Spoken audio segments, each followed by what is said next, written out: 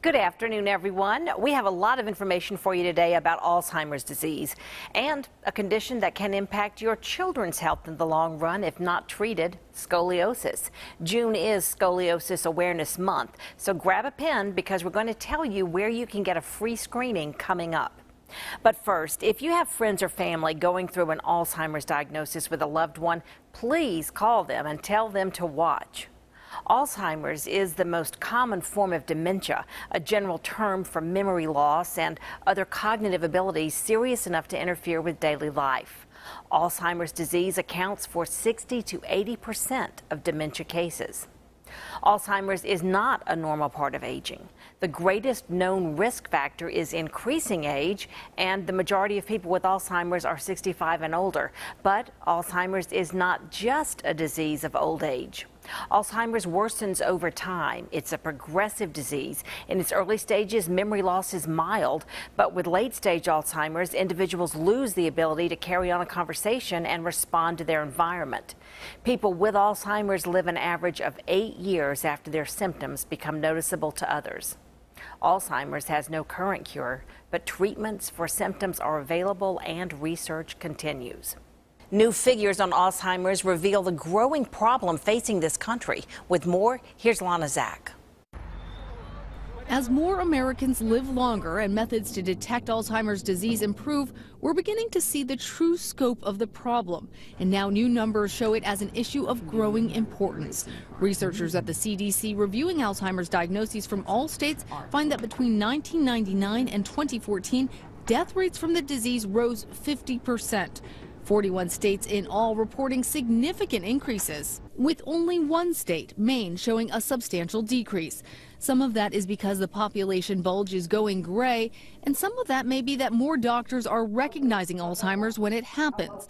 And because those with Alzheimer's require constant care, it's a disease that affects not only individuals, but families as well. Caregivers, often relatives, are bearing the considerable burden of looking after loved ones. Fortunately, there is some help. Organizations like the Alzheimer's Association offer a caregiver hotline and other resources. But the real hope? That one day we will be able to bend the curve and decrease the number of people who suffer from this devastating condition. And we're so pleased to have with us today Kathy Tuckey, who is a dementia training specialist. Kathy has spent years working with Alzheimer's and the Alzheimer's Association. You've been so involved, and you more than anyone knows that it's going to take research and research dollars to find a cure for Alzheimer's. And that is so absolutely the truth, Jenny. Without a cure, without the dollars, without the research being done in so many different targeted areas, because we still don't know what causes Alzheimer's disease, and it's going to take lots of dollars and hopefully a commitment, well, not hopefully, a real commitment towards that. But the reality is, until we find the cure, there is going to have to be the care and the understanding and the education. You know, one thing I liked in the story that just ran was the emphasis on when a loved one has Alzheimer's disease, it affects the family. Oh, absolutely. And it's not just the person with the disease, and then we'll have one caregiver who really takes the responsibility, but what we'll see happening, out of 5 families, 4 will fall apart. And only one will actually be able to stay together. And I think that's part of the fact that people don't really understand that it's not just robbing a person of memory. There's so many more avenues that it affects, but for the caregivers, for the care partners, for the family members, for the friends, seeing all of the changes, if they don't have an understanding about it, it just becomes so it's just unbelievable. It is devastating. Thank you. What about if you get that diagnosis about your parent or your spouse? You think the first thing to do is to call the Alzheimer's Association? I mean, what is a good resource for people when they get that diagnosis? Yes, I think that's a great resource. And we're very fortunate that we have so many online resources, educational pieces that we have. I know that now I have the privilege and honor of spending part of my time with Augusta University Department of Neurology. And in the Movement and Memory Disorder Clinic, when a diagnosis is made, it's not just, here's the diagnosis, come back and see us in 6 months. It's now, what do we need to help you with to find resources, because most times, because the person is just devastated, you know, this is a heart disease diagnosis to have, especially if you're the caregiver. Sometimes it's like, I don't want to, I need to take a break from this, and then, but that's not good, because most time we find that when a person feels they need the resources, they really needed it 3 months prior to that. So education piece, if I can say anything to caregivers, is finding out what we might need. We may not need it, but to become prepared and to have an understanding of what the resources are.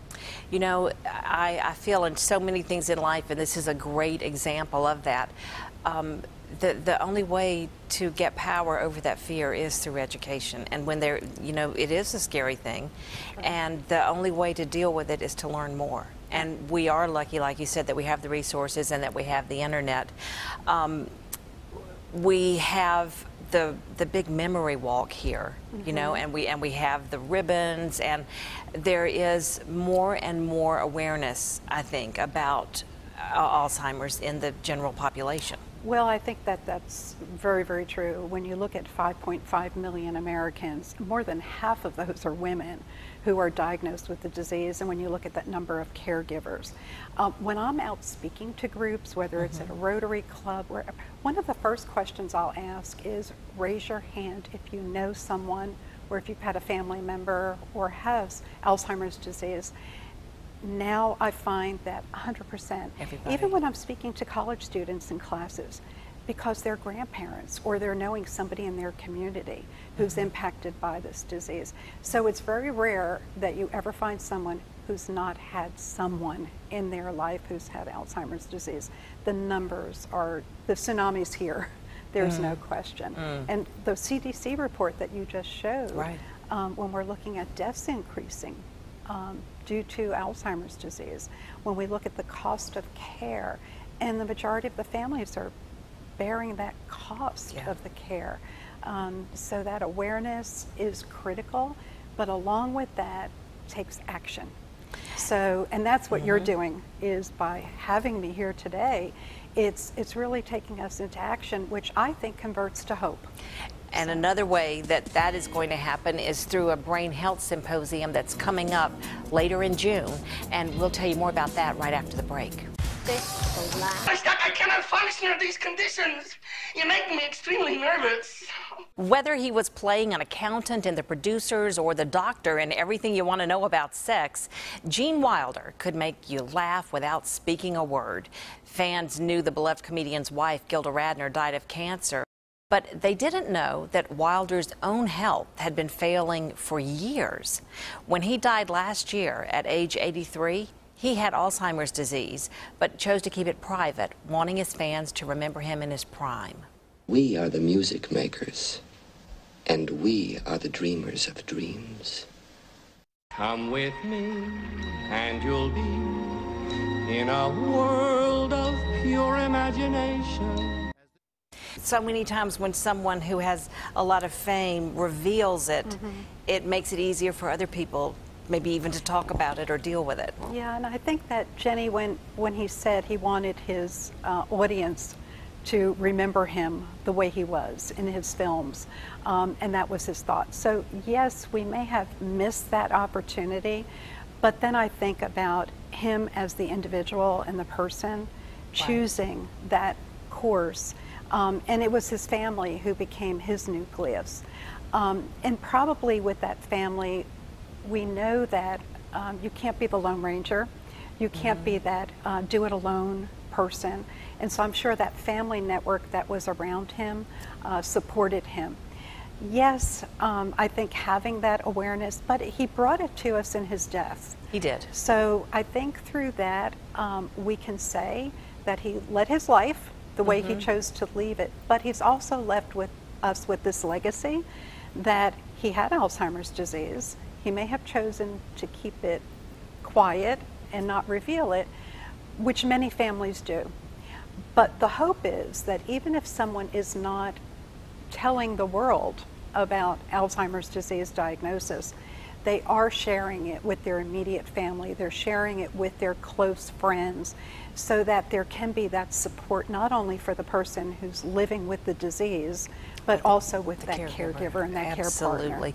You know, something very exciting is coming up that we certainly want to talk about, and we will have all of this on our website for you so you can look it up. It's a brain health symposium. It is free, and it's coming up on Saturday, June 24th. Kathy, you were explaining to me that there are two different tracks for this, that you can take the classes, the segments that relate to Parkinson's and the ones that relate to Alzheimer's. Yes. Well, it was decided last year. We've been doing it at the university. It's been 2 symposiums.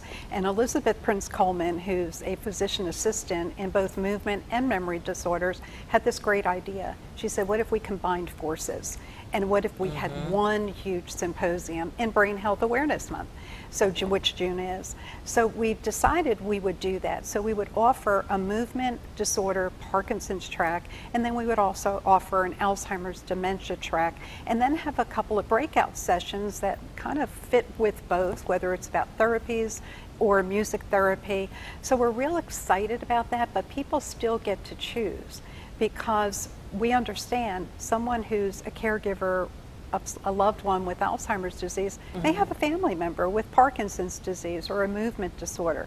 So there's that ability to go to, you don't have to stay in one room, but you'll have that opportunity, plus opportunity to hear about some resources that are available. How can people sign up? Do they need to pre-register for this? We ask that they do, because it is free. So we're providing a continental breakfast and a lunch, so it helps us with the numbers. Right. So we ask that people either go to the website, which you mentioned that you'll be able to put on your Absolutely. On your website. And there's also a phone number, an 800 number, in case they don't do emails, that they would be able to call this 800 number or 877 number to also register. But we do ask them to take the opportunity to register. You need to know how many people to prepare for. Right. You're going to have specialists from other parts of the country who come in. Yes, we are. On the Parkinson's track, we do have Dr. Daniel Weintraub, who's coming in from the University of Pennsylvania.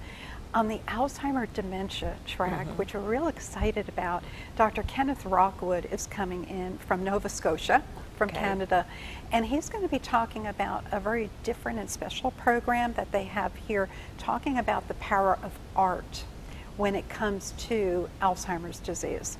So we're real excited about hearing about what they're doing in his part of the world, and how that can relate to what we're looking at, because we know that art and music are a great connector. And if you visit the daycare, the Hickey Daycare Center, you see absolutely. You see art that the folks there do. And that's something we retain, and that's part of that education piece, that understanding what's happening in the brain, seeing it from the other side. I think that's one of the greatest. Caregivers become care partners when they understand that the person who's living with this disease, who they love and they care about, is not doing these things on purpose, that it's because of the brain disease. Kathy, you have so much important information, and I hope that you'll take the time to go to the website and go to WJBF.com, click on the JENNIE link, and you'll see this picture, and there will be links there where you can sign up for the Brain Health Symposium. I'm sure that many of you watching right now will get a lot of good information from this as you're dealing with loved ones who have Alzheimer's disease or Parkinson's disease. Kathy, thank you so much for being here today. Thank you for having us and helping us spread awareness. Absolutely. We'll be right back. Still ahead on JENNIE, this is Scoliosis Awareness Month. What you need to watch for in your children and where you can get free screenings this month when we come back. When a personal injury leaves you with... Welcome back, everyone. It's a physical ailment hitting the tech-savvy generation. And while it may sound a little silly to say tech's neck, doctors say it could cause serious damage. Kristen Scovera reports. Sarah Atchison texts with the best of them. I always look down at my phone. But looking down at her smartphone often for hours at a time left the 14-year-old with a pain in her neck. It was mostly just achy and it made it really hard to concentrate. Text neck is where the proper curve in the cervical spine actually gets reduced and can even move forward. This should be shaped like the red line. But this girl has lost that neck curve and it has moved to a classic reverse curve or a text neck. Dr. Chad Cotter is helping Sarah reverse damage that used to take decades to develop. Tension across the shoulders, generalized neck pain, migraines. It can even be numbness and tingling down the arms that we're seeing in high schoolers. It's alarming. It's setting those kids up to having major problems as adults. Thomas Bryson and Andrew Merget from Georgia Line of Physical Therapy are with us now. And as a therapist, is this something that you do see, Andrew? Yes, we see it really often. When low back pain became more prevalent due to the risk of computers and poor posture that way, I'm seeing a lot of patients that just aren't in the environment to heal that they previously would have been. What I mean by that, it's like, imagine a cut on your finger, all right? And so when your neck is down this much, there's actually up to 60 pounds of pressure on the lower part of your cervical spine. That's stunning. Right, and so if you think about what the spine needs to heal, if we're constantly putting ourselves in that position, it's like a finger cut. If I bend my finger and over again, that cut takes longer to heal, right? Sure. And so as a result, the environment for the patient to heal, it's very easily for this environment now to become very chronic. And it's not, their body loves movement, but too much movement in one direction, it starts to create too much force and cause an obstruction and irritation and pain. Something else that we want to talk about, June is Scoliosis Awareness Month, and you're going to be offering free screenings later on this month. Yes. Why is scoliosis awareness so important? Sure. So to use this kind of model, I think to understand the importance of scoliosis, it's to understand what it is. And so scoliosis itself is defined as a three-dimensional abnormal curvature of the spine. Okay? So that means when you think of there's an abnormal lateral curvature and there's an abnormal curvature of the rotation aspect. And that's why it needs to be screened. Females in the age group of 10 to 15 years old, depending on their curvature, can be at risk of progression. If they're not monitored correctly, this can lead to surgery. It can also lead to diagnosis at a later stage causing pain or disruption in movement, and even at a certain point, a poor body image and awareness. So it's important we're doing because they're going to be slouched? Well, more than that, scoliosis itself is a structural condition. Okay. So when we were looking for these patients, it's a population that we need to make sure we're screening appropriately so they have the right care, because there are things that you can do that decrease their risk of progression. And so what ends up happening is, let's say, a curvature, if we're looking at, is like 20 degrees when someone is about 10 or 12 years old. Okay? And so that person is at a risk of progression because they still haven't hit their growth spurt. And so a child, when they're growing and they have a scoliosis curve at a higher degree, they'll be at more risk of that progressing during that period of time compared to someone skeletally mature. Okay. If that curvature is over 30 degrees by the time that they're skeleton mature, even when they're done growing, that curve has been documented and well documented that it can progress. So this is where we don't see a lot of patients that are adolescent with scoliosis with pain, so it's poorly looked at. A lot of times the patients I see will have pain, and that's why it's picked up through x-rays. But a proper screening where they have the patient bend forward and they're looking to see an abnormality in their rotation, that is often how they're used to be diagnosed, and it needs to be picked up on in that age range for females from 10 to 15 years old. Tell us about the free screening that's coming up. Sure. So on June 30th, we're going to do it in our Martinez location, which is at 500 Furious Ferry Road. We're in the Bilo Shopping Center there. But Andrew's going to do essentially free screenings for parents or children, or just a seminar for people who have general questions. Like you said, there are screenings in schools now. So the state of Georgia and South Carolina, they do school screenings. But sometimes, like we had discussed, sometimes scoliosis can be missed or misdiagnosed. And maybe they're screened when they're 10 years old and there's not much of a progression at that point, but 3 years later can mean a lot of difference. So it could be an opportunity for someone to come in and get a second opinion. And so we're offering up to the public and come in free of charge. They can sit down and speak with Andrew, and he can answer any of their questions. And what's the date again? It's going to be on June 30th from 2 to 3 p.m. And you are particularly interested in teenage girls in terms of athletics as well. Sure. And Sure. Different programs that you are offering to help girls go through sports successfully. Absolutely. And I think to kind of emphasize the point of what is change in scoliosis care and intervention in a physical therapy standpoint that specialize in these adolescent females or adults that have pain with scoliosis is that the standard of care in a recent research study they looked at for a 6-month period of time, they had patients that did a wait-and-see approach and bracing, which is effective for reducing curvature. And looked at girls from the age of 10 to 15 and varying curvatures all the way up to 45 degrees, which would be sometimes at risk of surgery. Oh my goodness. And so when they compared the Schroth method with the standard intervention, at a 6-month follow-up, the standard intervention with the bracing and the wait-and-see approach had a 60% chance of reducing the curvature or holding it in that same spot, compared to with the Schroth, in addition to that standard protocol, was an 88% change. So that was a 28% chance of reducing the curvature or keeping it the same during that same period of time. So there's a higher component of an understanding that there's more options out there for the females that are affected by this. There's a lot that you might want to think about, and be sure to take advantage of the screening coming up, especially if you've ever heard that word scoliosis with your kids. And Thomas and Andrew will be able to hook you right up with the treatment that can change your life for the better. Thanks a lot for your time, gentlemen. Thank you. Thank you so much, Jen. And we'll be right back. Come into Steak and Shake. That's all our time for now. Thanks for spending part of your afternoon with me.